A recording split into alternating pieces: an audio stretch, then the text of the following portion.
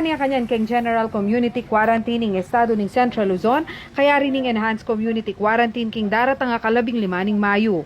Para king lokal kapanibala ng Pampanga, makasadya na lareng Kapampangan bistamat mas maging malwalas na la ding aliwang patakaran king GCQ.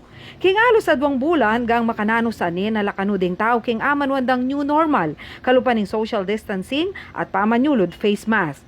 Kaya tao keng lawe ko ay tinjanda ng lubusan nung nanuya status tamo na ning kondisyon tamo. Bakit kailangan tamong makwarantin? Bakit kailangan tamong ikaka-checkpoint? Bakit kailangan physical distancing?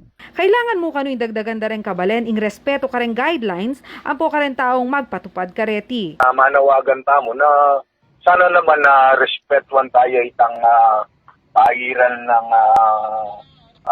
guidelines. Hindi kaya katamo nga ATF, hindi kaya katang local governments, respetuan tala rin kaya katamong checkpoints. Kaya nga nanti ka rin kaya pag-aral na, so nala ko questionan, tukita na mo, mag-obey na mo. It is for our own good. Maragula bagay mo naman kanuna mi buklat ing testing center King Jose Bilingan Memorial General Hospital nung ka rin ating yang sariling PCR machine in Pampanga. At iniya kanong 10,000 test kits in Pampanga.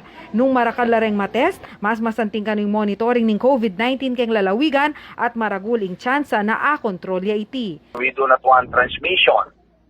Kening dreaded decision ng ala pa talagang bakuna, ala pang panulo, at talagang sobra na rin kailangan ma-accommodate ka rin ospital. Panga kasi sinapang la rin ospital tamo, ma-overwhelm niya yung health system tamo. Paganaka na mo rin ganun ng provincial government kareng establishmentong mamuklat keng GCQ, natukyan la rin guidelines kalupan ng regular apa mag-disinfect, kareng lugar pipagobran ang pwedeng health protocols kareng empleyado. Obligado na rin ganda-ganang establishments na mag-open, restaurants, malls, supermarkets, and all of this na mag-operate na at mag-provide lang disinfectant. Kinglalam na ng GCQ, miragdaga na la ding establishmentong malyaring mamuklat at may kalimitadong operasyon na mo rin kareng pampublikong sakin. Diyan na Lubang Parungaw, CLTV 36 News.